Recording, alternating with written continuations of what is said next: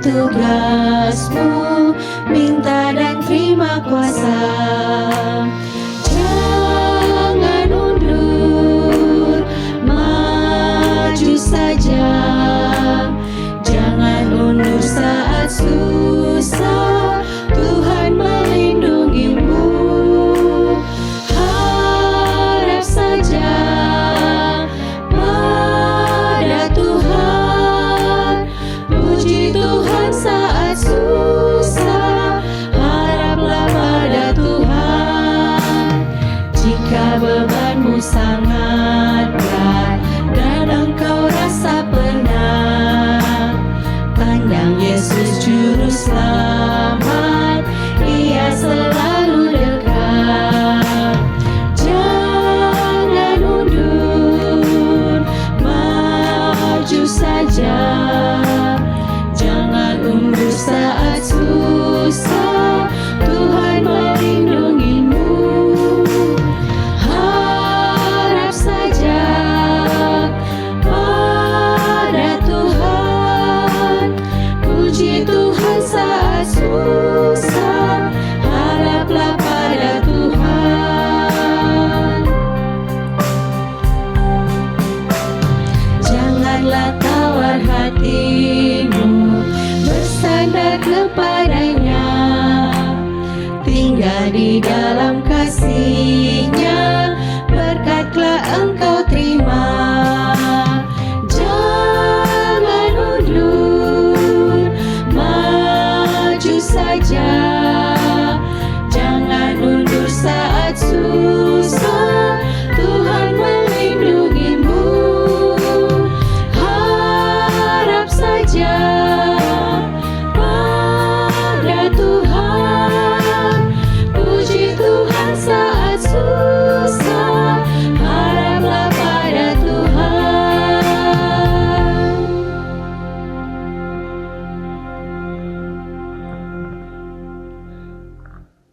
Jemaat yang diberkati Tuhan, selamat hari Sabat. Tentunya kita bersyukur kepada Tuhan pada hari Sabat ini, karena berkat Sabat Tuhan siapkan bagi saudara dan saya ketika kita datang menyembah Tuhan. Acara rumah tangga mengawali acara sepanjang hari Sabat ini, dan sebelum kita mulai, mari kita dengarkan firman Tuhan. Bapa di sorga, kami akan awali acara ibadah sepanjang hari Sabat ini dengan nasihat untuk rumah tangga, keluarga kami masing-masing. Tuhan memberkati kami untuk pekabaran firman Tuhan yang akan kami pelajari di awal mengawali acara ibadah sepanjang Sabat ini. Roh Kudus menuntun hati dan pikiran kami dalam nama Yesus. Amin. Mari kita buka firman Tuhan.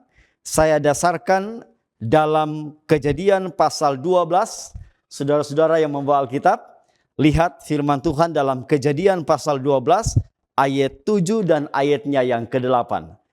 Tuhan berfirman, ketika itu Tuhan menampakkan diri kepada Abram dan berfirman, aku akan memberikan negeri ini kepada keturunanmu. Maka didirikannya di situ mezbah bagi Tuhan yang telah menampakkan diri kepadanya. Ayat 8, kemudian ia pindah dari situ ke pegunungan di sebelah timur Betel. Ia memasang kemahnya di Betel di sebelah barat dan di Ai di sebelah timur. Lalu ia mendirikan di situ mezbah bagi Tuhan, memanggil nama Tuhan. Saudara, latar belakang dari ayat ini adalah Tuhan memanggil Abram meninggalkan sanak saudaranya bahkan negerinya untuk pergi ke negeri yang ia tidak ketahui. Alkitab mencatat di dalam Kejadian pasal 12. Ketika Abraham meninggalkan tempatnya, dibawanya keluarganya, dalam hal ini istri dan juga keponakannya yaitu Lot. Perlu kita ketahui bahwa ada 3 hal penting yang dibuat oleh Abraham ketika dalam perjalanannya, yaitu yang pertama adalah dia mendirikan kemah di mana dia berlindung dan keluarganya. Yang kedua, dia pasti akan menggali sumur sebagai sumber air untuk menopang hidup mereka setiap hari. Dan itu sangat penting. Dan yang ketiga, yang paling penting dari semuanya adalah setiap kali Abram tiba di tempat yang baru dalam perjalanan itu, dia pasti akan mendirikan atau membangun mezbah. Untuk apa mezbah itu dibangun? Disitulah Abram berdoa. Disitulah Abram memanggil nama Tuhan. Disitulah Abram bertemu dengan Tuhan. Mengemukakan apa yang menjadi isi hati dan pergumulannya. Jadi mezbah yang dibentuk oleh Abraham itu adalah tempat pertemuan antara Abram, keluarganya, dan Tuhan sebagai penciptanya. Saudaraku, sebagai keluarga umat Allah, penting bagi kita untuk membangun mezbah. Mezbah dalam keluarga kita adalah ibadah di pagi hari dan ibadah di petang hari. Jadi kita membuka hari dengan ibadah, berdoa, menyanyi, mendengarkan firman Tuhan, dibacakan kepada keluarga kita. Kita naikkan doa kepada Tuhan, kita naikkan pujian kepada Tuhan. Kita mendengarkan firman Tuhan sebagai suara Tuhan di dalam mezbah keluarga kita. Dan menutup hari di petang hari kita melakukan hal yang sama. Mezbah keluarga di mana kita bertemu dengan Tuhan. Bersyukur kepada Tuhan karena Tuhan sudah memberkati kita sepanjang hari itu. Itulah sebabnya Yosua, di dalam Yosua pasalnya yang ke-20, Yosua pasal 24 ayatnya yang ke-15. Yosua mengatakan, tetapi jika kamu anggap tidak baik untuk beribadah kepada Tuhan, pilihlah pada hari ini kepada siapa kamu akan beribadah. Allah yang kepadanya nenek moyangmu beribadah di seberang sungai Efrat, atau Allah orang Amori yang negerinya kamu diami ini. Tetapi dengarkan saudara-saudara, ucapan Yosua adalah, tetapi aku dan seisi rumahku, kami akan beribadah kepada Tuhan. Yosua mengumpulkan keluarganya dalam sebuah komitmen bahwa mereka akan beribadah kepada Tuhan. Abraham membangun mezbah. Yosua beribadah kepada Tuhan keluarganya. Bagaimana dengan keluargamu? Sebagai umat-umat Tuhan yang hidup di era sekarang ini. Mari kita membangun mezbah. Beribadah kepada Tuhan. Sebagai tempat pertemuan antara keluarga kita dengan Tuhan. Di sanalah Tuhan akan memberkati kita. Di sanalah Tuhan akan meneguhkan iman kita. Agar kita bertumbuh dalam satu keluarga sebagai umat Tuhan. Kiranya Tuhan memberkati kita. Lewat acara keluarga ini adalah doa dan harapan kita bersama. Amin.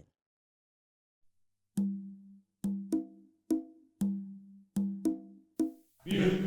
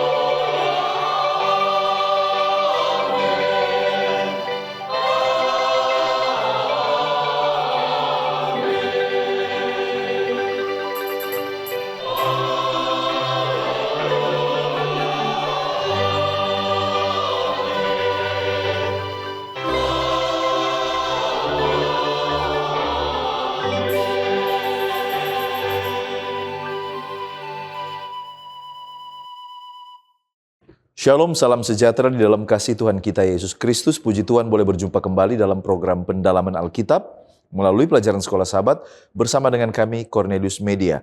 Kita sudah tiba di pelajaran yang ke-11 dengan tema Hidup di Negeri Ini. Kami tetap mengingatkan, mari mempersiapkan diri dengan telah membaca dan mempelajari pelajaran Sekolah Sahabat kita sebelum mengikuti program ini. Saya Pendeta Edward Taliwongso bersama dengan Pendeta Felix Gosal dan Pendeta Widodo Purwanto akan menolong dalam pendalaman kita pada saat ini. Mari kita tunduk kepala dan kita berdoa. Bapa di sorga, Allah yang maha baik, terima kasih Tuhan untuk kasih setiamu. Terima kasih kesempatan kami boleh lagi belajar dari firman-Mu. Kuasai kami, tuntun kami dengan kuasa Roh Kudus. Di dalam nama Yesus kami sudah berdoa. Amin. Program ini terbagi dalam 4 bagian. Yang pertama kita melihat dasar Alkitabiah. Yang kedua kita mencoba menggali makna dari ayat hafalan. Yang ketiga pokok pikiran yang muncul dari pelajaran hari per hari. Dan di bagian akhir kita tiba kepada aplikasi. Mari kita lihat dasar Alkitabiah. Yosua pasal 22. Suku-suku di seberang Yordan membangun mezbah sebagai tanda kesetiaan kepada Tuhan, bukan sebagai pemberontakan. Dan melalui dialog dan klarifikasi, Israel menghindari konflik dan meneguhkan persatuan umat. Efesus 6 ayat 7, Paulus menekankan bahwa pelayanan itu harus dilakukan dengan sukacita dan ketulusan. Yohanes 7 ayat 24, Yesus mengingatkan agar tidak menghakimi berdasarkan penampilan luar. Penghakiman yang benar harus melihat kebenaran dan motivasi yang lebih dalam. Bilangan pasal 25, Israel jatuh ke dalam penyembahan Baal dan persinahan dengan perempuan Moab, sehingga murka Tuhan menimpa mereka. Tindakan tegas dari Pinehas menghentikan tulah dan memulihkan perjanjian Tuhan dengan umatnya. Lalu ada Amsal 15 ayat 1, jawaban yang lembut meredakan amarah, sedangkan kata-kata yang kasar ini memicu pertikaian. 1 Petrus 3 ayat 8-9, Petrus memanggil umat untuk hidup dalam kesatuan, dalam kasih, dalam kerendahan hati, dan tidak membalas kejahatan dengan kejahatan. Sekarang mari kita lihat pengertian judul Hidup di Negeri Ini. Ada beberapa pertanyaan yang akan kita jawab. Yang pertama, apa yang dimaksud hidup dalam konteks pelajaran Sekolah Sahabat kita? Dalam konteks pelajaran pekan ini, hidup berarti hidup berkomitmen kepada Tuhan. Kehidupan yang diwarnai kasih, ketaatan, kesetiaan, kerendahan hati, dan juga pelayanan menurut Yosua 22 ayat 5. Dan hidup seperti ini menghasilkan damai, menghasilkan persatuan, dan juga keberhasilan rohani di tengah komunitas umat Tuhan. Yang kedua, apa yang dimaksud dengan negeri ini? Negeri ini dalam konteks pelajaran Sekolah Sahabat menunjuk kepada tanah perjanjian, tempat Israel dipanggil untuk hidup sesuai dengan hukum dan identitas mereka sebagai umat pilihan. Secara teologis, ini juga berarti konteks hidup umat Tuhan saat ini. Tempat di mana kita dipanggil untuk menjadi saksi Kristus di tengah-tengah dunia ini. Apakah ada peristiwa yang signifikan yang terjadi? Jawabannya adalah ya. Peristiwa utamanya adalah pada waktu suku-suku Trans Yordan mendirikan sebuah mezbah besar, lalu kemudian disalahpahami sebagai tanda pemberontakan, Yosua 22. Dan ini hampir memicu perang saudara. Tetapi melalui dialog terbuka, melalui klarifikasi, melalui kerendahan hati, konflik besar dihentikan dan persatuan Israel itu dipulihkan kembali. Apa kira-kira paralel pengalaman Israel ini dengan orang Kristen di zaman modern? Nah saudaraku, gereja hari ini juga mudah untuk mengalami kesalahpahaman, memiliki asumsi yang buruk, lalu kemudian terjadi konflik internal. Jadi sama seperti Israel, umat Kristen sering berbeda lokasi, budaya, kebiasaan, sehingga terjadi miskomunikasi dan ini bisa merusak persatuan. Jadi, mesbah Transyordan ini menjadi paralel bagi tindakan gereja atau individu yang kelihatannya salah, tetapi sebenarnya memiliki motivasi yang benar. Jadi kita harus berhati-hati agar tidak cepat menghakimi. Yohanes 7 ayat 24. Dari pelajaran pekan ini, pelajaran apa yang bisa diambil oleh gereja Kristen? Minimal ada beberapa pelajaran. Yang pertama, bahaya mengambil kesimpulan secara gegabah. Reaksi terlalu cepat berdasarkan asumsi dapat menghancurkan persatuan.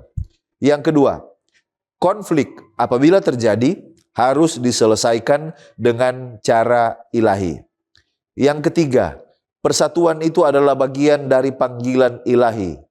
Gereja dipanggil untuk bersatu, bukan untuk tercerai-berai.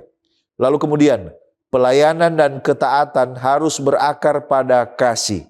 Ini menunjukkan identitas umat Tuhan, yaitu mereka mengasihi, mereka berjalan dalam kebenaran, mereka menaati, mereka berpegang teguh, mereka melayani, lalu kemudian mereka bersatu. Ini harus menjadi mata rantai yang tidak bisa terputus. Dan pelajaran yang terakhir, kita harus ingat bahwa ada misi yang lebih besar. Gereja tidak boleh terseret oleh isu-isu kecil, budaya, atau preferensi pribadi. Fokusnya adalah misi dan kesaksian, bukan pertikaian. Ellen White dalam Testimonies jilid 5 halaman 236 alinea ketiga menekankan hal ini ketika dia mengatakan, karakter kita mencerminkan kuasa penyuciannya. Kita akan menjadi terang yang terus-menerus bagi orang lain. Kita akan menjadi surat-surat hidup yang dikenal dan dibaca oleh semua orang. Kita tidak boleh memberi tempat kepada setan dengan memelihara perpecahan, perselisihan, dan pertikaian. Kita tiba pada ayat hafalan Amsal 15 ayat 1, di sana dikatakan, jawaban yang lemah lembut meredakan kegeraman, tetapi perkataan yang pedas membangkitkan marah. Mari pertama-tama kita lihat apa latar belakang dan konteks dari Amsal 15 ayat 1 ini. Nah, saudaraku yang terkasih, Amsal 15 ayat 1 ini termaksud dalam bagian utama kumpulan Amsal Salomo. Dan bagian ini terdiri dari pepatah-pepatah paralel yang berfungsi sebagai ajaran hikmat praktis untuk kehidupan sosial dan juga pedoman pembentukan karakter dalam keseharian. Dan pepatah-pepatah ini berbentuk atau kita kenal dengan istilah antithetical parallelism atau perkataan paralel yang kontras. Di sini kita bisa melihat ada kontras antara kebijaksanaan dan kebodohan, lalu ada kebenaran dan kejahatan, dan contohnya di dalam ayat hafalan kita yaitu ada lidah yang benar dan yang salah. Nah, kita dapat melihat itu di dalam sebuah analogi, jika kita berkata dengan lembut, maka itu akan menghasilkan damai, dan jika kita berkata dengan keras, itu akan menghasilkan konflik. Nah, di dalam budaya suku-suku Semit atau bangsa Israel dan sekitarnya, ada sebuah tradisi yang dikenal dengan honor and shame culture atau budaya kehormatan dan malu. Dan ini sangat menentukan stabilitas sosial pada waktu itu. Di mana perkataan yang mempermalukan atau menyerang orang lain bisa memicu dendam atau kekerasan. Tetapi sebaliknya, perkataan yang lembut dianggap sebagai tanda hikmat, pengendalian diri, dan juga kehormatan. Nah, sehubungan dengan ini, Seventh-day Adventist Bible Commentary jilid 3 halaman 998-999 mengatakan, manusia mengalami kecenderungan untuk membalas amarah dengan amarah, sehingga kesulitan bertambah besar dan lukanya bertahan lama. Hanya ketika kasih yang tulus kepada sesama memenuhi jiwa, maka jawaban lembut yang tepat dapat diberikan. Nah, kalau begitu, apakah dalam situasi di mana perkataan yang pedas dan menegur ini justru diperlukan? Nah, contohnya kita bisa lihat itu nubuatan Amos dan Yeremia. Nah, apakah ini kontradiksi dengan Amsal 15 ayat 1 ini? Dan apakah prinsip ini bersifat universal atau hanya berlaku dalam budaya timur dekat kuno, khususnya pada zaman Salomo? Nah, saudara-saudara, kalau kita bertanya apakah ini kontras perkataan-perkataan kita harus lemah lembut. Dan bagaimana dengan contohnya Nabi Amos, Nabi Yeremia yang menyampaikan perkataan yang keras kepada bangsa Israel? Apakah ada kontradiksi di dalam tulisan Alkitab? Nah, kalau kita bertanya apakah ada kontradiksi dalam tulisan Alkitab? Jawabannya adalah tidak ada kontradiksi. Amsal 15 ayat 1 ini adalah pernyataan hikmat umum atau dikenal dengan wisdom literatur, di mana ini berlaku di dalam hubungan interpersonal sehari-hari. Tetapi kalau kita melihat tulisan para nabi atau pekabaran para nabi, contohnya seperti Amos, kemudian Yeremia, mereka ini berorientasi dalam konteks kenabian di mana terjadi krisis nasional, di mana Tuhan sendiri yang memerintahkan mereka untuk menyampaikan penghakiman ilahi kepada bangsa yang keras hati. Di sana nabi-nabi ini mereka berbicara bukan atas nama diri sendiri, tetapi mereka berbicara sebagai mulut Tuhan. Dan tujuan teguran mereka ini bukan untuk menyakiti hati, tetapi untuk membangkitkan pertobatan, dan seringkali itu disampaikan dengan hati yang remuk. Kita bisa lihat itu contohnya di dalam Yeremia pasal 9 ayat 1. Nah, kalau kita bertanya apakah pesan yang diberikan di dalam Amsal 15 ayat 1 ini, apakah ini bersifat universal untuk semua bangsa, ataukah hanya untuk konteks budaya kuno pada saat itu? Nah, saudaraku yang terkasih, Amsal 15 ayat 1 ini menyatakan prinsip moral secara universal. Ini menyangkut cara menyampaikan kita itu sebenarnya memengaruhi respon. Tetapi saudara, kita perlu pahami bahwa universalitas ini tidak berarti menjadi absolut tanpa pengecualian. Nah, contohnya di dalam Perjanjian Baru kita bisa melihat bahwa Yesus sering menggunakan kata-kata keras terhadap orang Farisi. Tetapi dengan motif kasih dan keadilan, bukan amarah pribadi. Paulus juga menulis berkata benar harus dengan kasih, Efesus pasal 4 ayat 15. Ini menunjukkan bahwa kebenaran harus disampaikan dengan cara yang sesuai dengan konteks dan juga tujuan Allah. Nah, oleh karena itu, dapat kita pahami bahwa tidak setiap kebenaran harus disampaikan dengan cara yang sama. Artinya kita memiliki Roh Kudus yang memberikan hikmat untuk membedakan kapan harus berbicara dengan lemah lembut, seperti contohnya ketika Paulus berbicara kepada jemaat di Tesalonika, dan kapan kita harus berkata dengan tegas, seperti Paulus kepada jemaat di Galatia. Millard Erickson di dalam bukunya Christian Theology halaman 1023 mengatakan, perkataan orang Kristen harus bertujuan untuk memulihkan dan bukan untuk penghinaan. Sekarang kita masuk kepada pokok pembahasan komitmen. Itu komitmen, dan dalam konteks pelajaran hari Minggu, komitmen yang dimaksud itu dari siapa kepada siapa atau apa, serta dalam hal apa. Secara umum, komitmen adalah suatu keputusan teguh untuk memegang sebuah perjanjian, tujuan, atau tanggung jawab, dan terus setia menjalankannya meskipun ada tantangan atau halangan.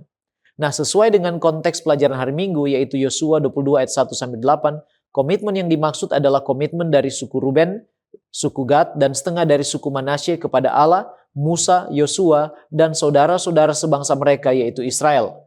Yosua 22 ayat 1-3 katakan, lalu Yosua memanggil orang Ruben, orang Gad, dan suku Manasye yang setengah itu, dan berkata kepada mereka, kamu telah memelihara segala yang diperintahkan kepadamu oleh Musa, hamba Tuhan itu, dan telah mendengarkan perkataanku dalam segala yang kuperintahkan kepada kamu. Kamu tidak meninggalkan saudara-saudaramu selama waktu itu sampai sekarang, tetapi kamu setia memelihara perintah Tuhan Allahmu kepadamu. Nah, mengapa ini merupakan suatu komitmen? Karena jauh sebelum Israel menyeberangi sungai Yordan masuk ke tanah perjanjian Kanaan serta mengalahkan dan mendudukinya, mereka telah berjanji di hadapan Tuhan kepada Musa, Imam Eleazar, Yosua, serta para pemimpin umat dalam Bilangan 32 bahwa mereka siap meninggalkan istri serta anak-anak mereka untuk maju berperang menaklukkan Kanaan bersama saudara-saudara sebangsa mereka dengan berkata di ayat yang ke-18, kami tidak akan pulang ke rumah kami sampai setiap orang Israel memperoleh milik pusakanya. Sekarang mengapa Bani Gad, Ruben, dan setengah suku Manasye harus kembali ke seberang Yordan, dan mengapa hanya setengah suku Manasye yang dikatakan di sana? Menurut Bilangan 32, sebelum menyeberangi sungai Yordan untuk memasuki dan menaklukkan tanah perjanjian Kanaan, Bani Ruben dan Bani Gad karena banyak sekali ternaknya telah melihat tanah Yaeser serta tanah Gilead baik untuk peternakan. Mereka kemudian datang kepada Musa dengan satu permohonan. Kata mereka dalam Bilangan 32 ayat 5, "Jika kami mendapat kasih-Mu, biarlah negeri ini diberikan kepada hamba-hamba-Mu ini sebagai milik. Janganlah kami harus pindah ke seberang sungai Yordan." Nah, permohonan mereka menurut Bilangan 32 ayat 20 dan 21 dikabulkan dengan syarat mereka harus maju berperang bersama saudara-saudara mereka untuk memasuki dan menaklukkan Kanaan.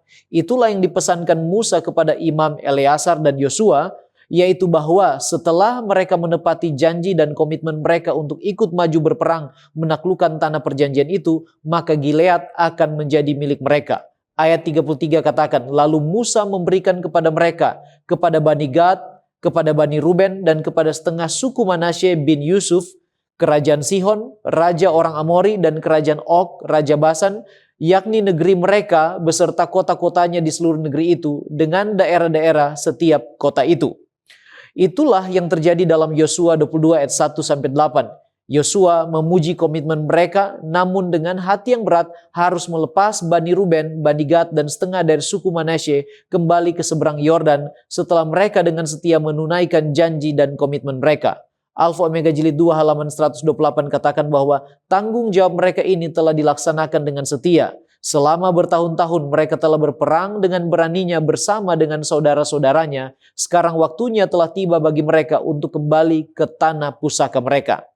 Mengapa hanya setengah suku dari suku Manasye yang disebutkan? Sebab setengahnya lagi menurut Yosua 17 mendapat tanah pusaka di Kanaan. Dengan demikian setengah suku Manasye yaitu Makir, anak sulung Manasye yang disebut Bapa Gilead, seorang warrior atau tentara yang menurut Bilangan 32 menaklukkan Gilead, memperoleh pusaka di Gilead dan Basan, wilayah sebelah timur Yordan, serta setengahnya lagi yaitu anak-anak Manasye yang lain mendapat bagian di Kanaan, tepatnya di sebelah barat sungai Yordan. Nah, apa poin utama pesan Yosua kepada mereka dan mengapa hal itu penting? Alfa Omega Jilid 2 halaman 129 menggambarkan keprihatinan Yosua terhadap pencobaan besar yang mereka harus hadapi, tinggal di satu tempat yang jauh dari bait suci, serta dikelilingi oleh adat istiadat bangsa-bangsa kafir di sekeliling mereka.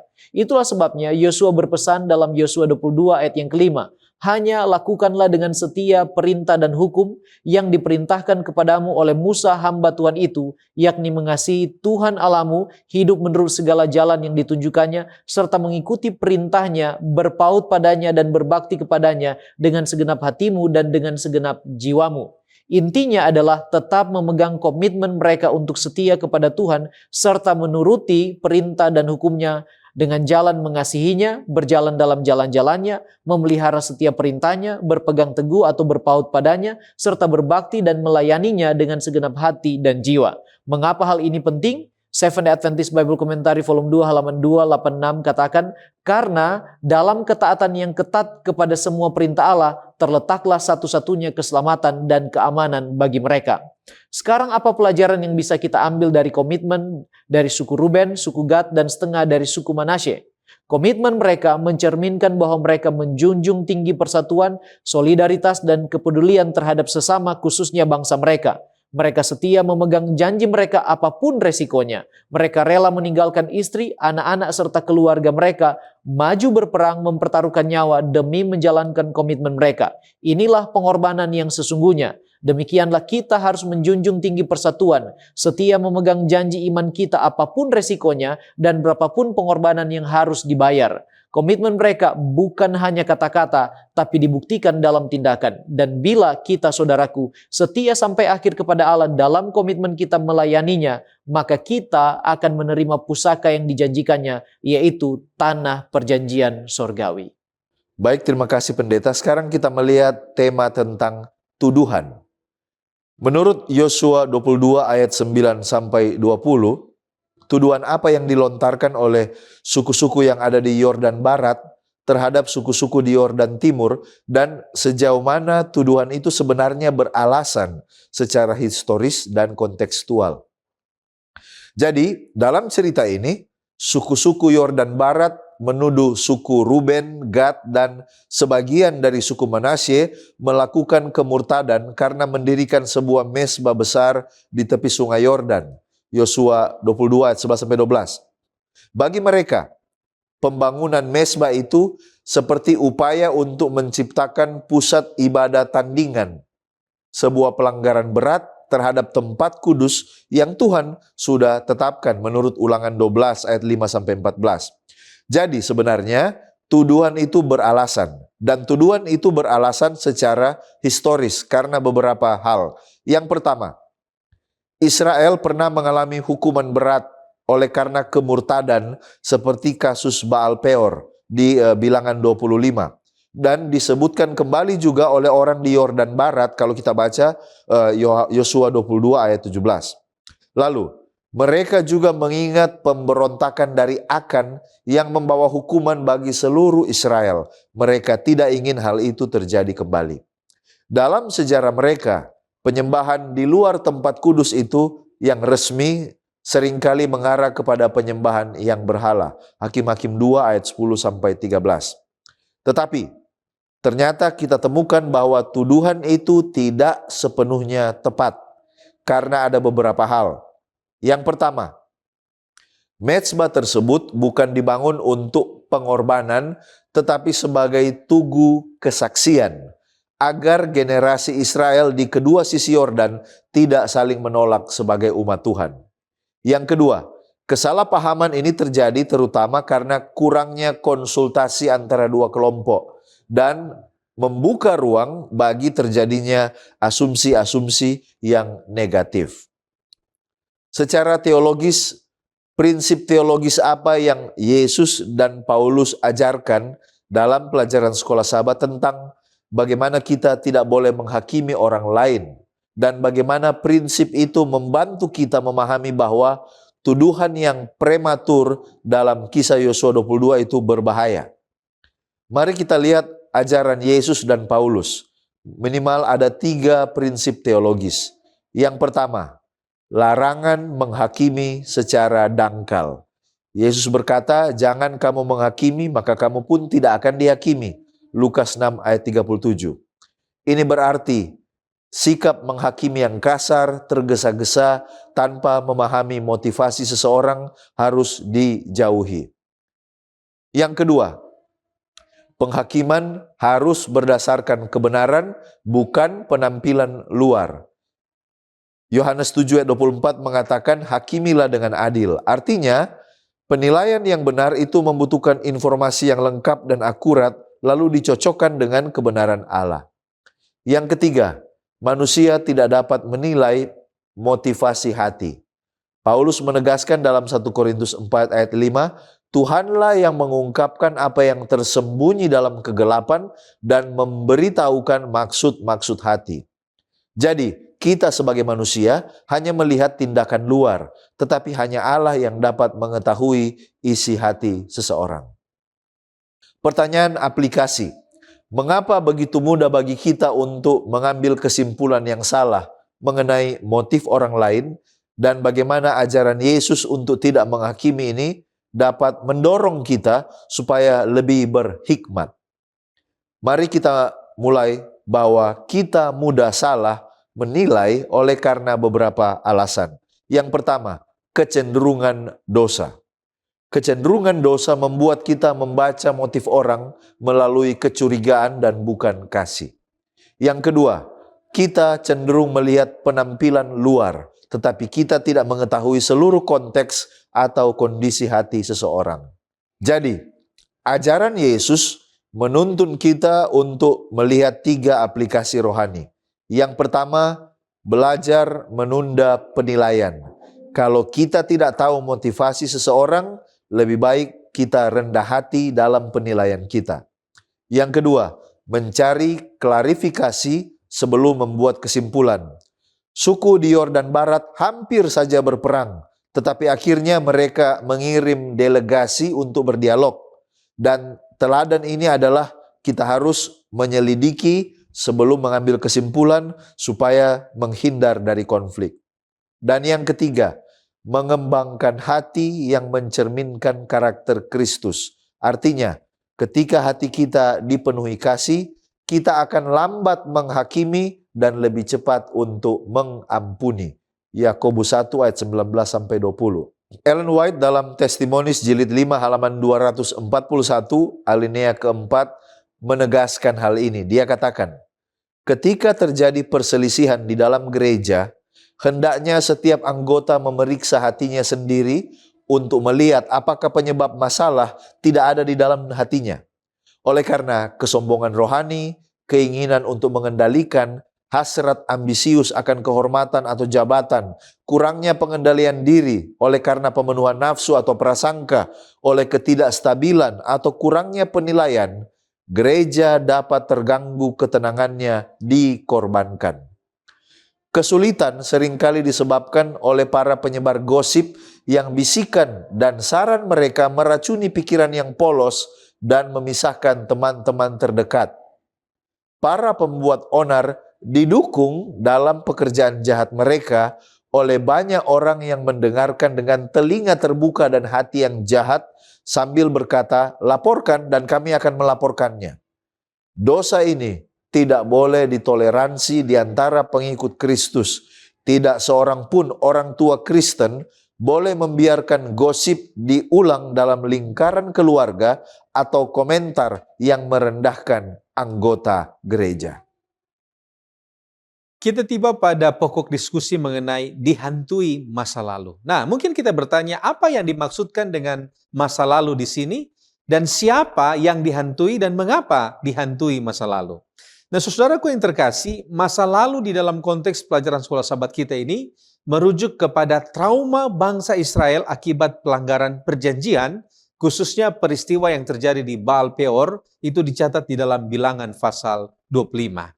Nah, Bilangan pasal 25 ini mencatat ada beberapa hal. Yang pertama, di sana terjadi penyembahan berhala, kemudian prostitusi sakral, dan juga kemurtatan massal. Kemudian juga di sana ada murka Allah yang menewaskan ribuan orang di saat itu. Nah, saudara, kalau kita bertanya apa yang menghantui, nah saudara, atau siapa yang dihantui di sini?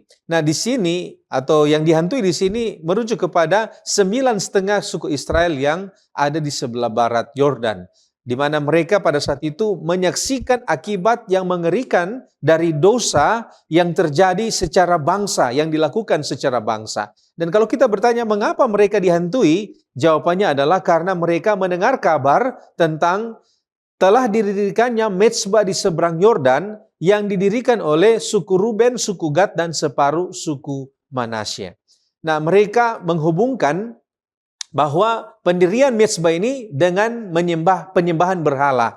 Bukan karena bukti mereka kuat, tetapi itu terjadi oleh karena trauma mereka yang memicu kesalahpahaman.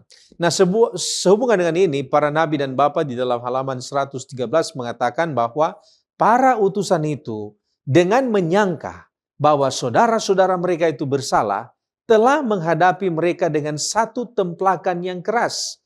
Mereka menuduh saudara-saudara itu telah memberontak kepada Tuhan. Nah, kalau begitu mungkin kita bertanya, bagaimana kita dapat membedakan antara suara jemaat dengan suara Tuhan dalam konteks gereja pada masa kini?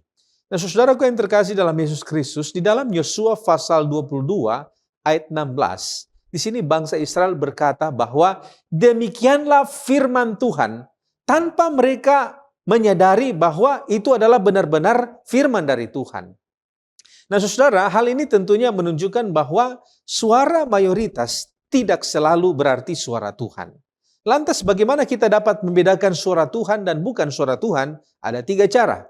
Yang pertama, suara Tuhan tidak pernah bertentangan dengan prinsip Alkitab. Yesaya pasal 8 ayat 20, 2 Timotius 3 ayat 16. Itu yang pertama. Yang kedua, suara Tuhan itu selalu membawa damai, keadilan, dan kasih. Galatia pasal 5 ayat 22-23. Buah roh. Jadi itu bukan tuduhan. Suara Tuhan bukanlah sebuah suara yang gegabah atau suara yang mendatangkan kecemasan, tetapi yang membawa damai, keadilan, dan kasih. Dan yang ketiga, kita harus mengerti bahwa gereja harus melibatkan doa, kemudian melibatkan klarifikasi, dan juga melibatkan kerendahan hati, bukan hanya bergantung kepada keputusan mayoritas. Nah, saudaraku yang terkasih, Ellen G. White di dalam Para Nabi dan Bapa halaman 114 mengatakan, Betapa seringnya satu kesulitan yang sungguh-sungguh timbul hanya karena salah pengertian. Sekalipun di antara mereka yang didorong oleh motif-motif yang baik. Dan tanpa adanya kesopan santunan serta kesabaran, betapa gawat dan mematikan akibat-akibat yang mengikutinya. Nah, kalau begitu, mungkin kita bertanya, apakah pemilihan Pinehas, seorang yang pernah menggunakan kekerasan atas nama kekudusan, bukan justru memperbesar potensi konflik, bukannya menyelesaikannya? Dan mungkin kita bertanya, apakah kekudusan harus selalu diwujudkan dalam tindakan tegas seperti pada kasus Pinehas? Atau adakah pendekatan yang lain? Nah, saudaraku yang terkasih, pemilihan Pinehas di sini memang berisiko tinggi. Karena dia dikenal melalui tindakan ekstrim di Baal Peor, itu kita bisa baca di dalam Bilangan pasal 25 ayat 7-8. Tetapi di dalam konteks Yosua pasal 22 ini kita bisa melihat bahwa Alkitab menunjukkan bahwa Pinehas dipilih bukan untuk menghukum tetapi untuk mengklarifikasi. Pinehas adalah putra imam besar, calon imam besar, dan penunjukan Pinehas bukan karena motif kekerasan, melainkan Israel ingin menangani masalah ini secara serius dengan mengirimkan utusan yang memiliki otoritas keimamannya.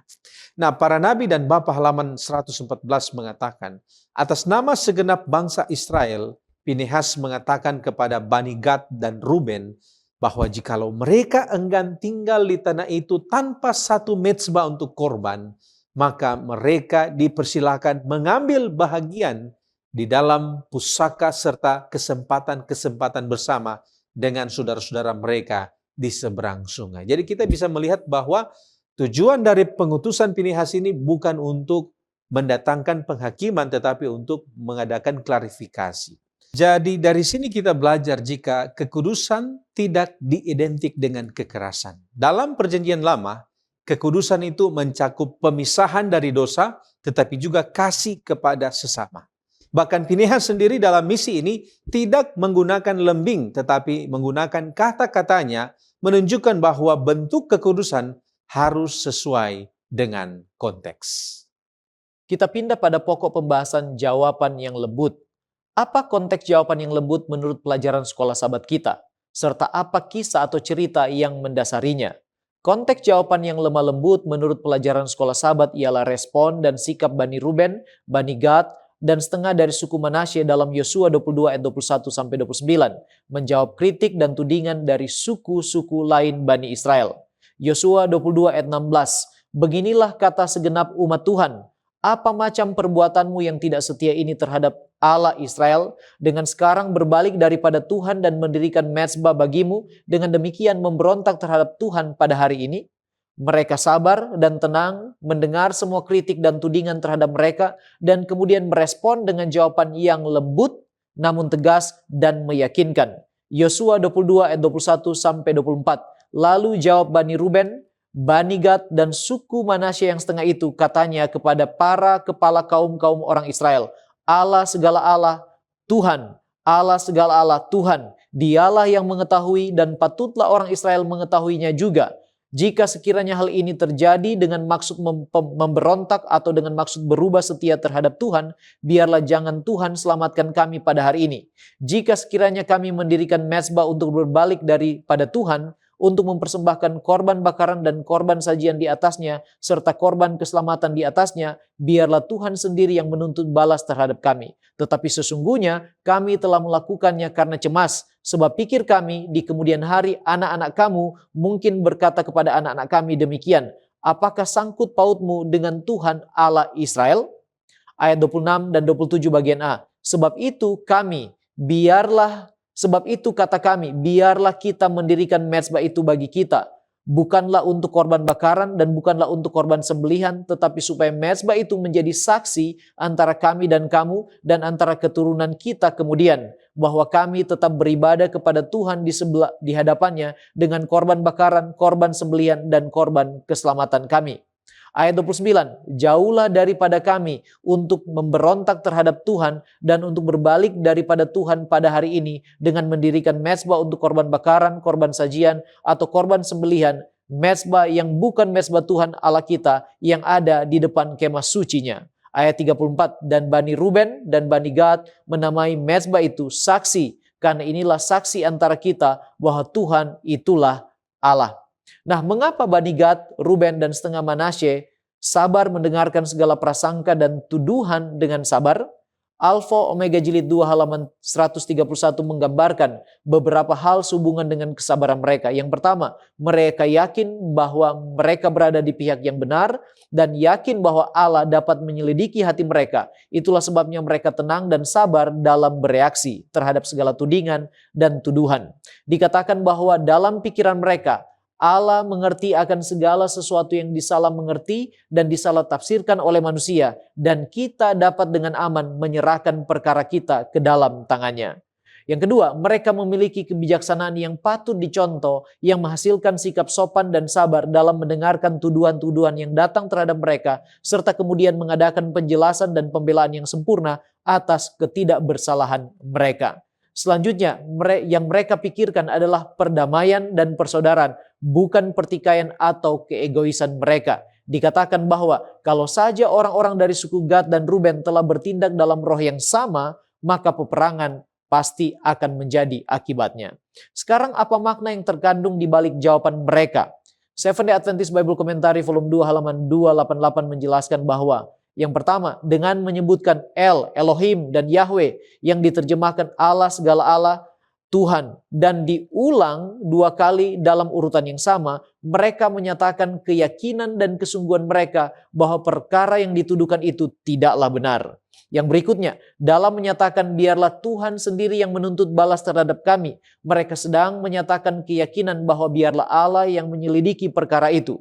Suku-suku itu bersedia menyerahkan perkara itu ke dalam tangan Tuhan dan menerima apapun tuntutannya atas mereka, bahkan jika itu berarti nyawa mereka.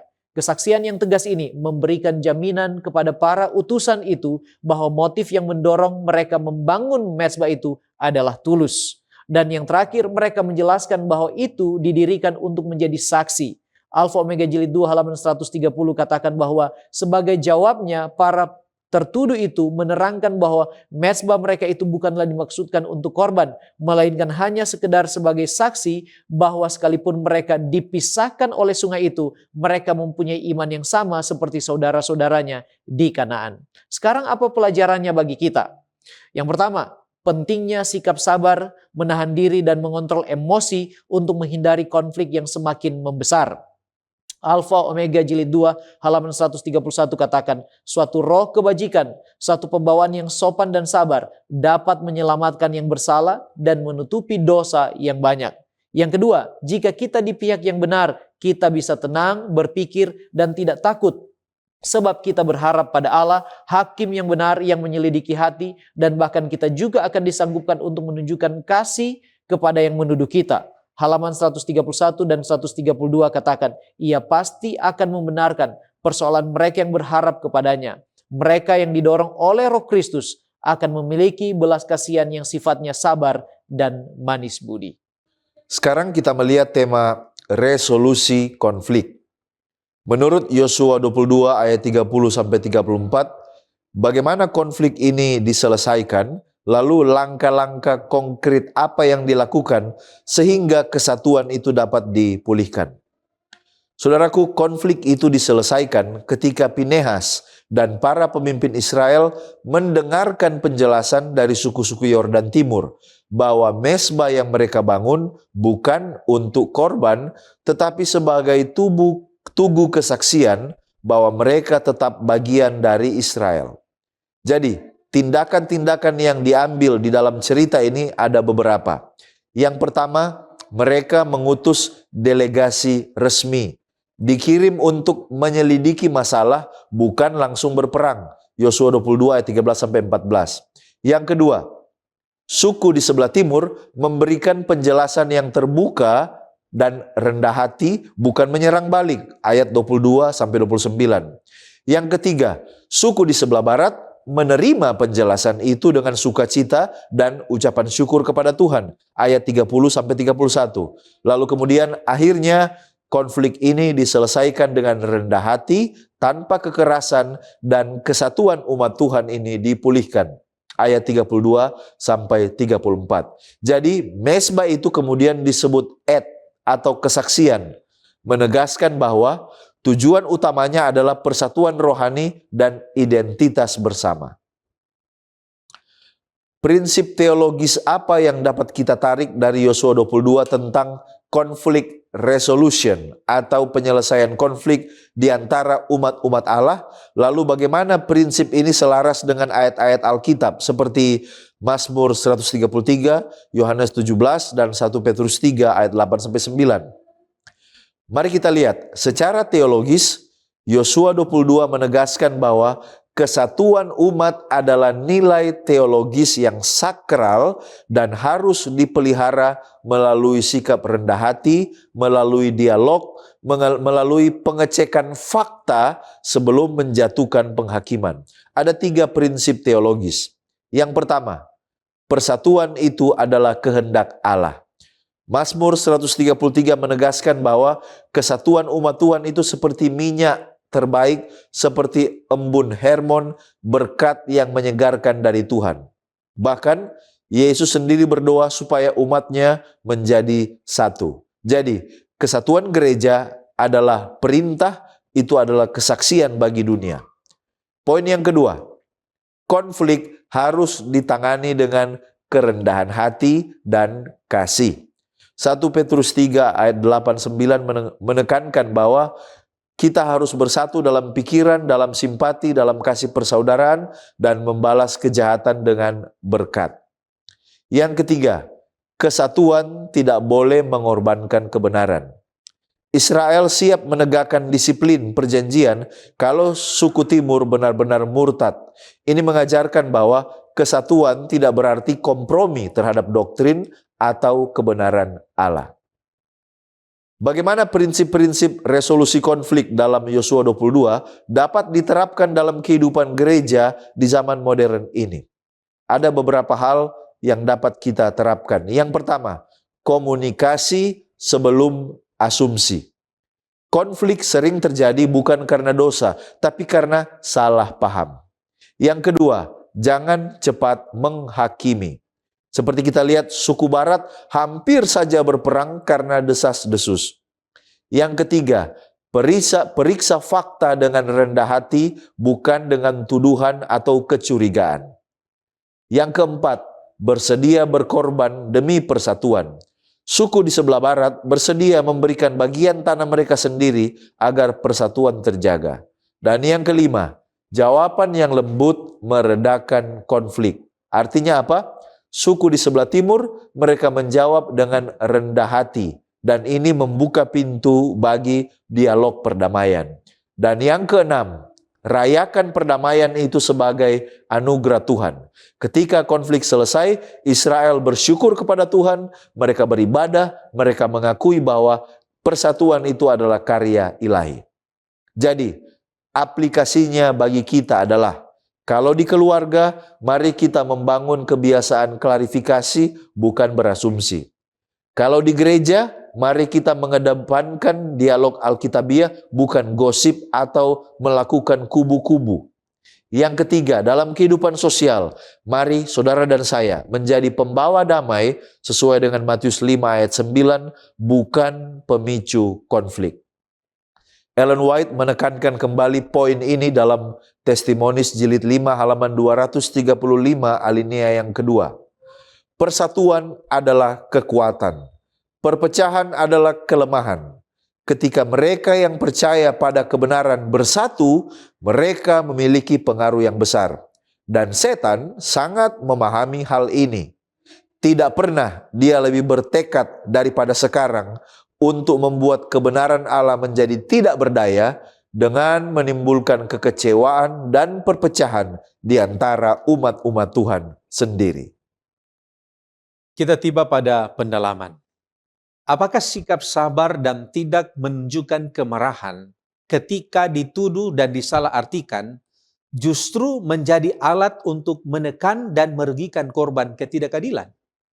Nah, saudara, dalam prinsip Alkitab dan juga prinsip teologi Kristen, kesabaran tidak sama dengan pembiaran kejahatan. Kesabaran itu berarti paling sedikit 3 hal. Yang pertama, kesabaran itu artinya mengontrol respon emosional. Kemudian yang kedua, kesabaran itu tidak membalas dengan kemarahan. Dan yang ketiga, kesabaran berarti tetap berdiri dalam kebenaran. Jadi dengan kata lain, kesabaran itu adalah kekuatan, bukan kelemahan. Dan di dalam konteks Yosua pasal 22 ini, orang-orang dari bangsa Ruben memperlihatkan dengan jelas prinsip-prinsip penting di sini. Dan mereka di situ menyatakan paling sedikit ada 4 hal. Yang pertama, mereka mendengarkan tuduhan dengan tenang. Tidak ada reaksi yang berlebihan ketika tuduhan itu datang kepada mereka. Tetapi mendengarkan pertama-tama dengan tenang. Yang kedua, mereka tidak bereaksi defensif. Bukan untuk membenarkan diri. Tetapi mereka sabar dalam mendengarkan tuduhan. Yang ketiga, mereka tetap memberikan klarifikasi. Dan yang keempat, mereka tetap mempertahankan identitas mereka. Para nabi dan bapa halaman 114 mengatakan, para tuduhan itu atau para tertuduh itu menerangkan bahwa mezbah mereka itu bukanlah dimaksudkan untuk korban, melainkan hanya sekedar sebagai satu saksi bahwa sekalipun mereka dipisahkan oleh sungai itu, mereka mempunyai iman yang sama seperti saudara-saudara mereka di Kanaan.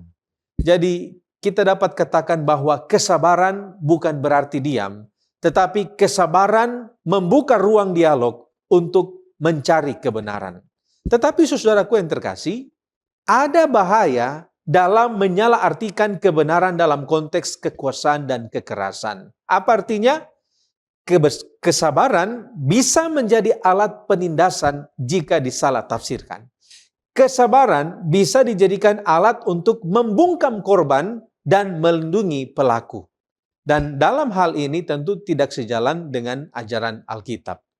Nah, oleh karena itu, Walter Brueggemann di dalam The Prophetic Imagination halaman 67 mengatakan bahwa kesabaran Alkitabiah bukanlah tunduk terhadap kekuasaan yang tidak adil, melainkan keberanian yang disiplin menantikan pembenaran Allah.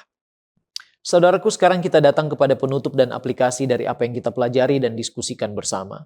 Apakah persatuan masih penting dalam gereja saat ini? Jawabannya ialah ya, bahkan persatuan itu sangatlah penting. Alfa Omega Jilid 2 halaman 132 katakan Allah menghendaki bahwa persatuan dan kasih persaudaraan harus ada di antara umatnya. Doa Kristus sebelum penyalipannya adalah agar murid-muridnya bisa menjadi satu, sama seperti Dia satu adanya dengan Bapa, agar dunia percaya bahwa Allah telah mengutus Dia. Doa yang paling ajaib dan mengharukan ini menggema sepanjang zaman, bahkan sampai kepada zaman kita sekarang ini. Karena kata-katanya adalah, dan bukan untuk mereka ini saja aku berdoa, tetapi juga untuk orang-orang yang percaya kepadaku oleh pemberitaan mereka. Yohanes 17 ayat yang ke-20. Sementara kita tidak boleh mengorbankan satu prinsip kebenaran, haruslah menjadi tujuan kita selalu untuk mencapai keadaan persatuan seperti ini. Kemudian Testimonis Jilid 1 halaman 182. Ketika kita mendekati krisis terakhir, sangatlah penting keharmonisan dan kesatuan ada di antara alat-alat Tuhan. Mengapa persatuan itu penting dalam gereja saat ini? Pena Inspirasi katakan dalam Counsel for the Church halaman 290 bahwa persatuan akan membawa kesehatan rohani, pengangkatan pikiran, kemuliaan karakter, dan pikiran yang tertuju kepada hal-hal surgawi yang memampukan kita mengatasi keegoisan dan segala prasangka jahat. Dan persatuan dalam gereja akan menjadi suatu pengaruh yang besar bagi kesaksian Injil kepada orang-orang di sekitar kita.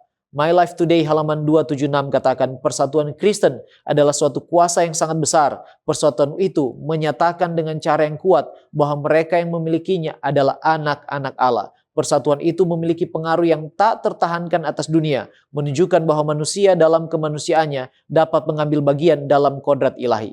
Kita harus menjadi satu dengan sesama manusia dan dengan Kristus, dan di dalam Kristus satu dengan Allah. Sekarang bagaimana persatuan bisa terwujud di dalam gereja saat ini?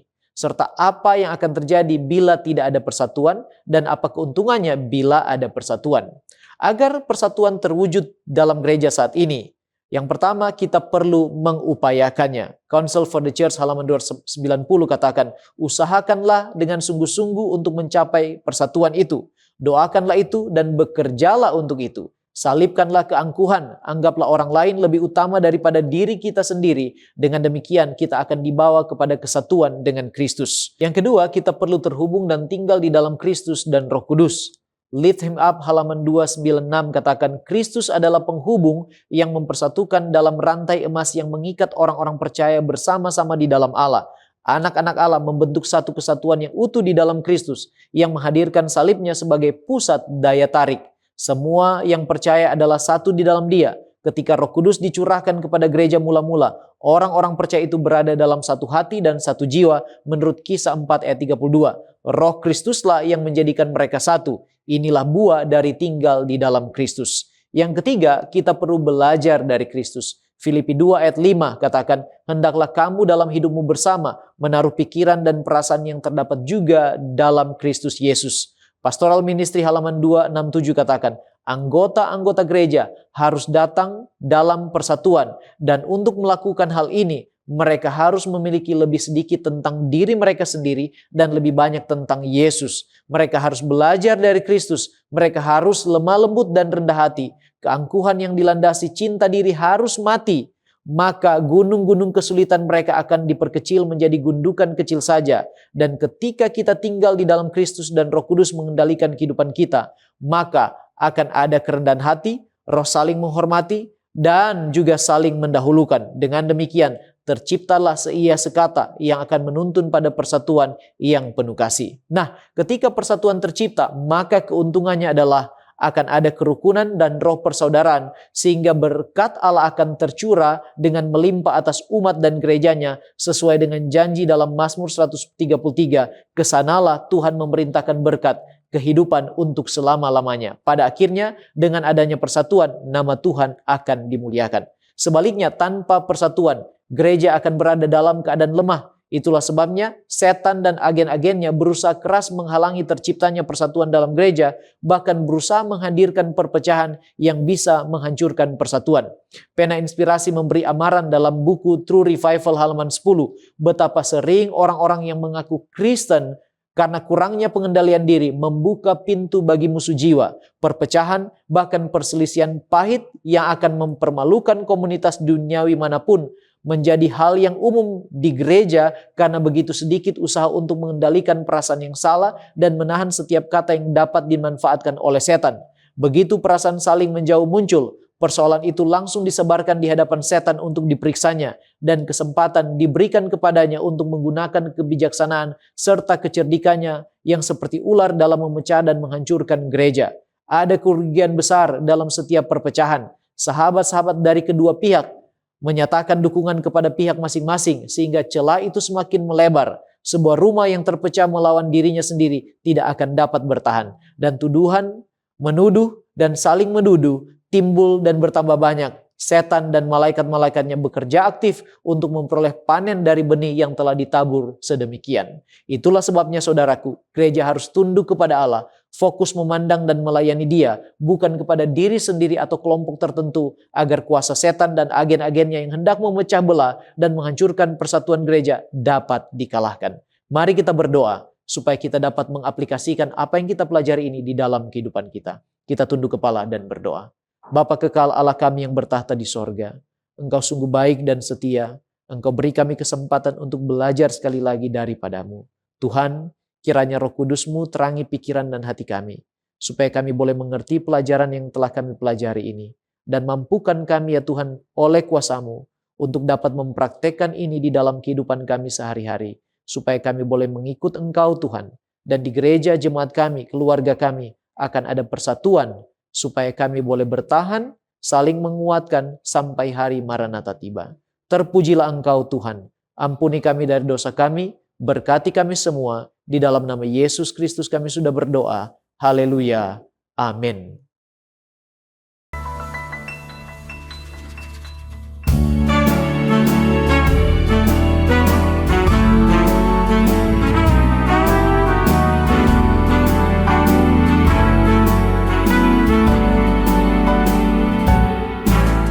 Aku tak cinta dunia dan kekayaannya, hanyalah surga mulia, tempat yang bahagia.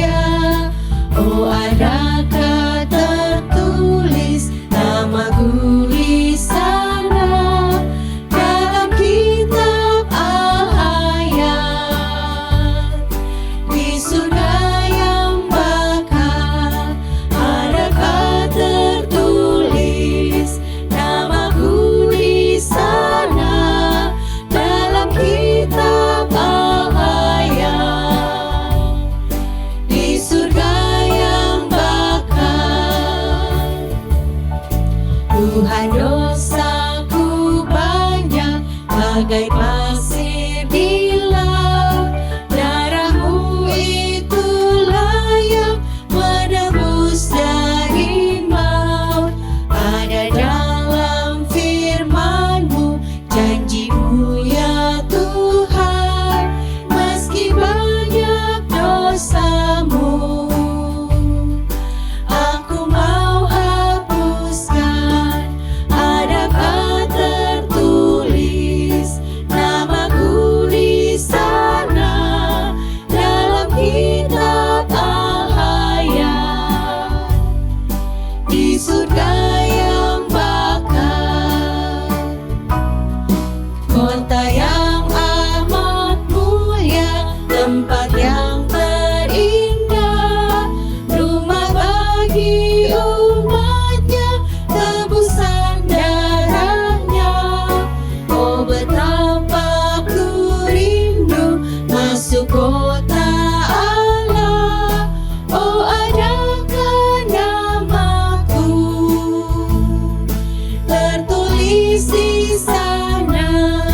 Adakah tertulis namaku di sana dalam kitab Al-Hayat di surga yang bakal.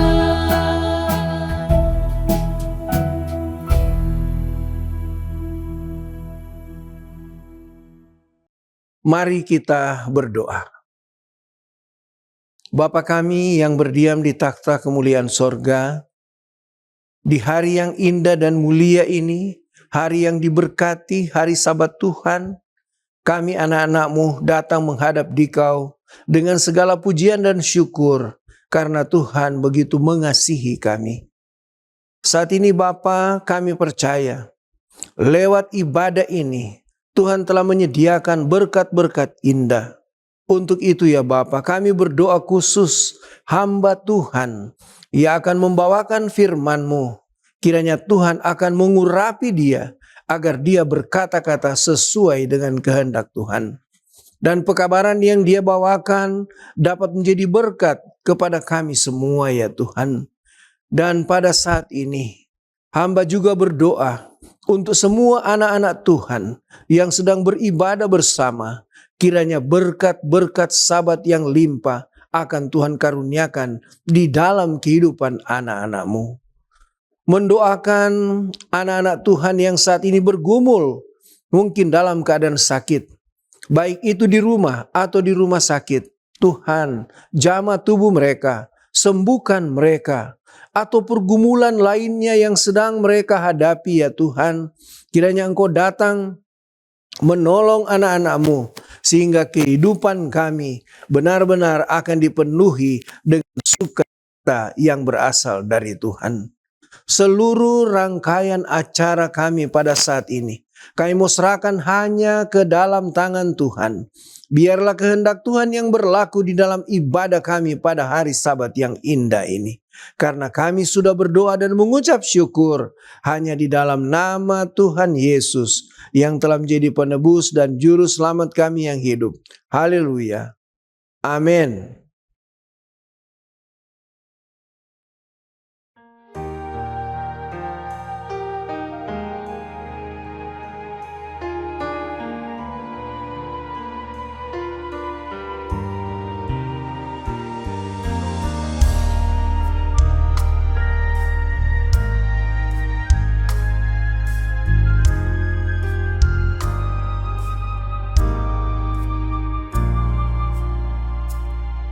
Ku cari wajah-Mu, temukan kasih-Mu. Kau bukan Tuhan yang jauh dariku.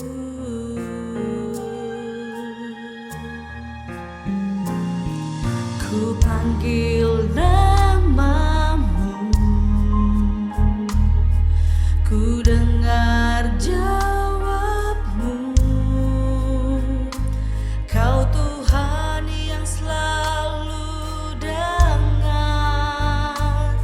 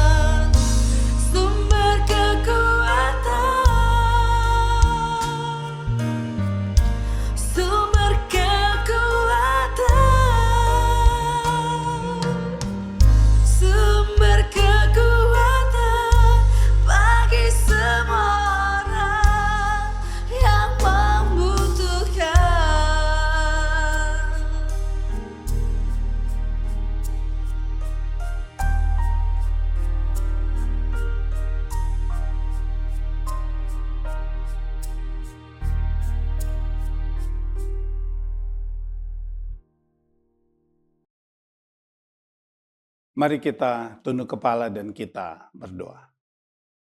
Segala puji syukur kami panjatkan kepadamu Tuhan. Kami siap untuk mendengarkan firman-Mu. Biarlah Engkau hadir bersama-sama dengan kami. Biarlah firman yang kami dengar ini dapat membawa kehidupan kami untuk lebih dekat dengan Tuhan. Bersabdalah Tuhan, dalam nama Yesus Tuhan dan Juru Selamat kami. Amin. Salam sejahtera dari Tuhan kita, Yesus Kristus. Shalom. Kita bersyukur, kita berterima kasih atas segala kebaikan Tuhan dalam kehidupan kita. Sehingga kita dapat lagi berjumpa pada hari Sabat yang indah dan suci ini. Khotbah. Pada Sabat ini saya beri judul Berjalan Bersama Tuhan. Ayat tema yang akan menjadi perenungan kita pada Sabat ini diambil dalam Yohanes pasal 12 ayat yang ke-35. Hanya sedikit waktu lagi, terang itu ada di antara kamu. Berjalanlah selama terang itu ada padamu, supaya kegelapan tidak menguasai kamu. Barang siapa berjalan dalam kegelapan, ia tidak tahu kemana ia pergi. Ayat ini adalah ayat yang mendasari perenungan kita berjalan bersama dengan Yesus. Hanya sedikit waktu lagi, kata Tuhan, terang itu ada padamu. Itulah sebabnya berjalanlah selama terang itu ada pada kita, sehingga kegelapan tidak akan menguasai kita, dan kegelapan akan pergi ketika kita berjalan di dalam terang. Apa maksud ayat ini? Mari kita lihat pengertian untuk mendapatkan apa maksud dari ayat yang kita sudah baca tadi. Mari saya bawa alam pikiran saudara pada pengertian apa itu terang. Terang itu adalah bercahaya atau memancarkan cahaya, serta jelas dan mudah dipahami. Itulah terang. Terang disebut terang ketika dia bercahaya. Terang disebut terang ketika dia memancarkan cahaya. Ketika itu jelas dan mudah dipahami, itu adalah terang. Ada dua konsep yang perlu kita pahami. Di manakah terang itu?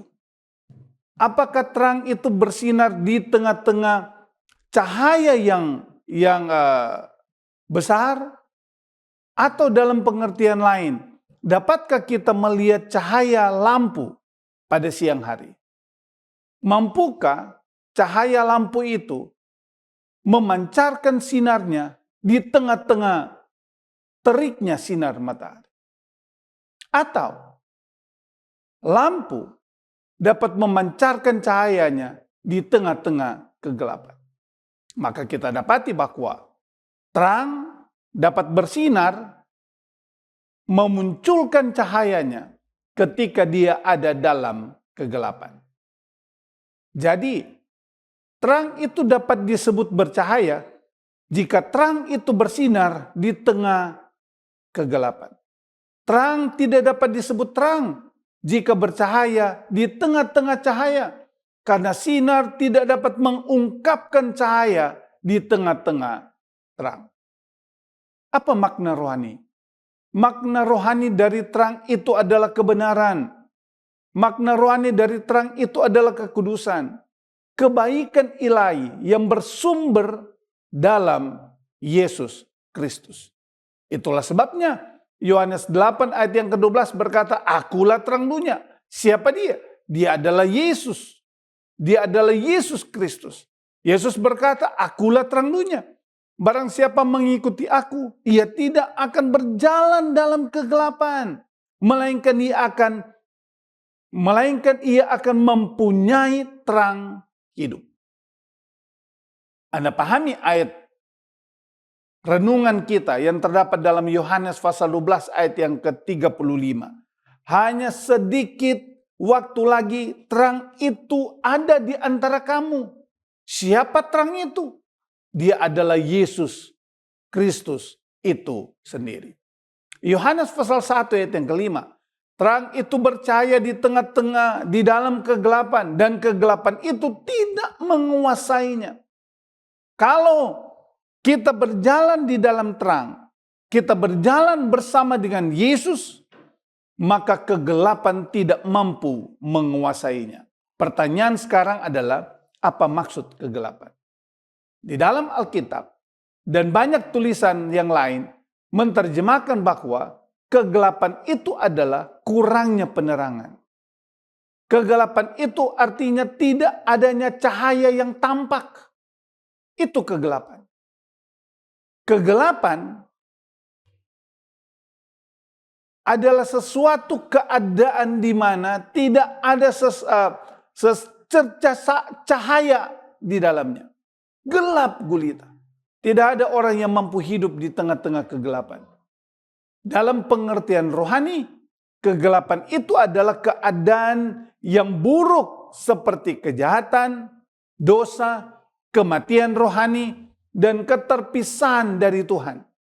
Daya tarik dunia yang bisa membuat kita hidup dalam kegelapan dosa. Itulah kegelapan. Ada banyak sekali orang senang hidup dalam kegelapan. Padahal kegelapan itu pekat. Kegelapan itu bisa membawa saya dan saudara binasa. Tapi kita rindu dan kita selalu senang untuk hidup di dalam kegelapan. Karena kegelapan itu adalah kejahatan. Kegelapan itu adalah dosa. Dan kegelapan itu adalah kematian rohani dan keterpisahan kita dari Tuhan. Yohanes pasal 12 ayat 20 sampai 36, Yesus mengajarkan kepada kita tentang situasi yang harus kita jalani. Yesus memberikan solusi yang praktis untuk mampu bertahan. Dan Yesus tahu bagaimana bertarung dalam godaan dan tantangan. Yohanes pasal 12 ayat 20 sampai 36 membicarakan tentang satu peristiwa bersama-sama dengan murid-muridnya. Yesus memberitahukan kematiannya. Peristiwa itu dimulai ketika orang-orang Yunani datang ketemu dengan Filipus dengan maksud ketemu dengan Yesus. Tetapi Filipus memberitahukan kepada Andreas. Kenapa Filipus memberitahukan kepada Andreas? Kenapa Filipus tidak langsung memberitahukan itu kepada Yesus? Oleh karena ketika Yesus mengumpulkan murid-muridnya dan Yesus memberitahukan misi kedatangannya, yaitu dia mau mencari domba-domba yang hilang, yaitu kaum Israel. Sehingga ketika orang Yunani datang kepada Filipus, oleh karena keterdekatan mereka dengan Filipus, karena mereka tahu Filipus ini adalah orang Yunani, berasal dari Yunani, maka mereka mau mendekati lewat persamaan asal mereka. Dan Filipus tahu itu. Filipus coba memanggil Andreas, meminta Andreas untuk memberikan solusi. Apakah mereka akan menuju kepada Yesus atau tidak. Tapi pada akhirnya kedua orang itu menuju kepada Yesus. Dan ketika mereka tiba dan memberitahukan itu kepada Yesus, ayat yang ke-23 dan 26, Yesus hanya memberikan respon dan memberitahukan kepada Filipus dan Andreas, telah tiba saatnya anak manusia dimuliakan. Apa maksud ayat ini? Dan Yesus menekankan satu perumpamaan tentang biji gandum. Dia katakan jika biji gandum tidak ditanam dalam tanah dan mati, ia tetap biji saja. Tetapi jika ia mati, ia akan menghasilkan banyak buah. Yohanes pasal 12 ayat 25 sampai 26, Yesus memberikan penjelasan terhadap perumpamannya. Dia katakan barang siapa mencintai nyawanya, ia akan kehilangan nyawanya. Barang siapa tidak mencintai nyawanya di dunia ini, ia akan memeliharanya untuk hidup yang kekal. Barang siapa melayani aku, ia harus mengikuti aku. Dan di mana aku berada, di situ pun pelayanku akan berada. Barang siapa melayani aku, ia akan dihormati Bapa. Ada maksud istimewa ketika dia mengajak murid-muridnya untuk memahami siapa dirinya. Dan dia mau murid-muridnya berkomitmen untuk berjalan bersama dengan Yesus. Dia mengutarakan perumpamaan biji gandum dengan maksud bahwa mereka harus menyerahkan secara total kehidupan mereka kepada Yesus, karena mereka yakin dan percaya ketika mereka berjalan dengan Yesus, mereka akan dihormati oleh Bapa. Yesus memberitahukan amaran kepada mereka. Ada tantangan yang harus kita hadapi di dalam perjalanan kehidupan di dunia ini. Dan tantangan itu mampu mengoyakkan iman kita untuk bertahan di dalam Yesus. Ada satu buku rohani yang berjudul The Signs of the Time. 30 September tahun 1889. Penulis Ellen G. White berkata, ketika Kristus datang ke dunia ini, ia mendapati bahwa setan memiliki segala sesuatu, segalanya sesuai keinginannya. Tetapi Yesus menguasai dunia untuk melepaskannya dari kuasa setan. Ia datang untuk menebus dari kekutukan dosa dan hukuman pelanggaran, agar pelanggarannya dapat diampuni. Ia menahan salib di antara bumi dan surga, dan antara keilahian dan kemanusiaan. Mereka yang telah hidup dalam pemberontakan terhadap Allah dapat didamaikan. Oh saudaraku, sungguh satu informasi yang jelas. Ketika kita mau berjalan dengan Tuhan, Yesus memberikan amaran bahwa setan memiliki segalanya sesuai dengan keinginannya. Setan mampu merebut saya dan saudara dari kedekatan kita dengan Tuhan. Maka apa yang perlu kita buat? Dalam menghadapi tantangan di dunia ini, Yesus berkata, berjalan bersama dengan Yesus atau mengikuti Yesus adalah kata kunci keberhasilan kita di dunia ini. Saudaraku yang kekasih dalam Yesus Kristus. Ada 3 berkat ketika kita berjalan bersama dengan Yesus. Berkat yang pertama, Yohanes pasal 40 ayat yang ke-31. Tetapi orang-orang yang menanti-nantikan Tuhan mendapatkan kekuatan baru. Mereka seumpama Raja Wali yang naik terbang dengan kekuatan sayapnya. Mereka berlari dan tidak menjadi lesu. Mereka berjalan dan tidak menjadi lelah. Orang yang berjalan bersama dengan Yesus adalah mereka yang tidak akan menjadi lelah. Dalam menghadapi begitu banyak sekali tantangan, cobaan, rintangan yang ada di depan saya dan saudara. Kata Yesus, ketika kita berjalan bersama dengan Yesus, ketika kita beriringan dengan Yesus, ketika kita mengikuti Yesus, kita berjalan dan tidak akan menjadi lelah. Bangsa Israel, 40 tahun lamanya mereka berjalan di padang belantara.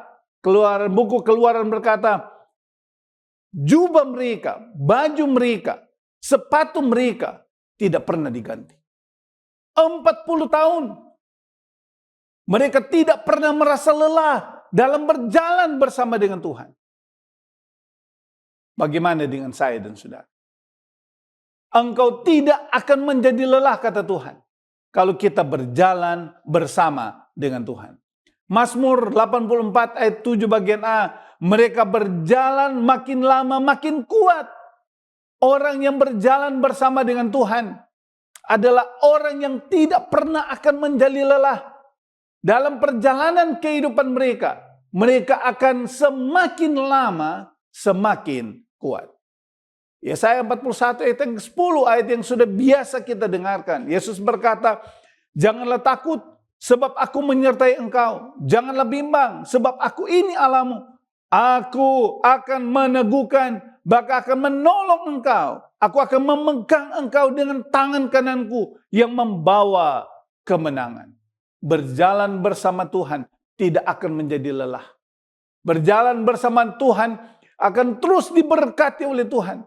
Berjalan bersama Tuhan, maka berkat melimpah akan diberikan kepada kita. Dia akan menyertai kita. Dia akan meneguhkan kita. Dia akan menolong kita. Bahkan, dia akan memegang kita dengan tangan kanannya. Tangan yang sangat kuat. Dia akan menopang kita. Dan akan membawa kita kepada kemenangan. Yang kedua, berkat yang kedua ketika kita berjalan bersama dengan Tuhan, ada dalam Ulangan pasal 2 ayat yang ke-7. Sebab Tuhan Allahmu telah memberkati engkau dalam segala pekerjaan tanganmu. Ia mengetahui perjalananmu melalui padang gurun yang luas ini. Selama 40 tahun ini, Tuhan Allahmu menyertai engkau. Engkau tidak kekurangan sesuatu apapun. Orang yang berjalan dengan Tuhan adalah mereka yang tidak kekurangan suatu apapun. Saudaraku, berjalan bersama Tuhan, kita tidak akan kekurangan sesuatu apapun. Tuhan tidak pernah berjanji bahwa engkau akan berkelebihan. Tuhan berjanji bahwa hidupmu akan pas-pasan. Tidak lebih, tidak kurang. Dalam doa Bapa kami yang Yesus ajarkan. Dalam penggalan kalimatnya dia katakan, berilah pada hari ini makanan kami yang secukupnya.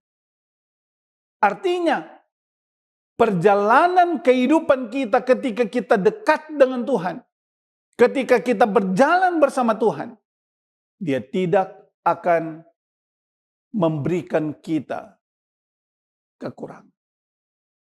Engkau tidak kekurangan suatu apapun. Yakin dan percaya di hadapan Tuhan. Apa yang Anda inginkan akan Tuhan berikan dalam kehidupan kita. Orang yang setia kepada Tuhan. Orang yang selalu mengandalkan Tuhan. Orang yang selalu berjalan bersama dengan Tuhan adalah mereka yang tidak kekurangan sesuatu apapun. Yang ketiga, orang yang berjalan bersama Tuhan dalam Keluaran pasal 13 ayat yang ke-21, dan Tuhan berjalan di depan mereka pada waktu siang dalam tiang awan untuk menuntun mereka di jalan, dan pada waktu malam dalam tiang api untuk menerangi mereka, sehingga mereka dapat berjalan siang dan malam. Orang yang berjalan bersama Tuhan, berkat yang ketiga yang Tuhan berikan adalah dia akan berjalan di depan. Dia tidak akan berjalan di belakang. Dia akan berjalan di depan. Artinya, semua tantangan yang ada di depan akan dihalau oleh Tuhan. Keluaran pasal 14 ayat yang ke-14. Biarlah aku yang akan berperang, kamu tinggal diam saja. Ini ayat adalah ayat penguatan dalam kehidupan saya dan saudara. Artinya kita diberi oleh Tuhan satu perlindungan, penyertaan yang total. Dia tidak pernah akan membiarkan saya dan saudara. Dia berjalan di depan saya dan saudara. Dan kita akan mengikuti dia dari belakang. Artinya semua berkat akan disiapkan oleh Allah dalam kehidupan saya dan saudara. Dan kita akan melihat semua rintangan, semua tantangan akan dibuka oleh Tuhan. Karena dia ada di depan. Kenapa tiang awan, kenapa tiang api pada waktu malam ada di depan, sedangkan tidak ada di belakang? Kenapa, saudara? Karena Yesus mau dia ada di depan saya dan saudara. Dia tidak mau tiang api ada di belakang. Karena yang akan dilihat terlebih dahulu adalah bayangan saya dan saudara. Kadang-kala saya dan saudara berjalan bersama Tuhan. Meminta Tuhan ada di belakang dan saya ada di depan. Sehingga kehebatan saya, bayangan saya ada di depan saya. Sehingga saya berkata, ini adalah kekuatan saya. Kita hidup karena Tuhan. Kita perlu berjalan bersama dengan Tuhan. Kesimpulan saya pada khotbah di siang Sabat Tuhan yang suci ini. Berjalan bersama Tuhan adalah memiliki hubungan yang mendalam dan terus-menerus dengannya. Yang ditandai dengan membiarkan Tuhan memimpin jalan hidup kita, mengikuti kehendak-Nya, menaati firman-Nya, dan selalu melibatkan Yesus dalam setiap keputusan kita. Itulah berjalan bersama Tuhan. Kiranya kita akan terus berjalan bersama Tuhan. Dan Tuhan akan terus memimpin kita. Dalam 3 berkat yang Dia siapkan. Dia ada di depan. Dia tidak akan membuat kita lelah. Dan kita akan selalu diberi berkat yang limpah. Tidak akan kekurangan apapun ketika kita berjalan bersama dengan Tuhan. Tuhan Yesus memberkati kita. Mari kita tunduk kepala dan kita berdoa. Terima kasih Tuhan, Engkau sungguh amat baik dalam kehidupan kami. Biarlah firman yang sudah kami dengarkan ini dapat membawa kehidupan kami untuk lebih dekat dengan Tuhan. Berkati kami semua Bapa. Biarlah damai sejahtera-Mu, biarlah kasih karunia Allah akan melimpah-limpah dalam kehidupan kami. Dan biarlah Tuhan akan berjalan bersama dengan kami. Dan biarlah tuntunan Tuhan akan menjadi bagian hidup kami mulai hari ini sampai Engkau datang di dalam nama Yesus Tuhan dan Juru Selamat kami. Amin.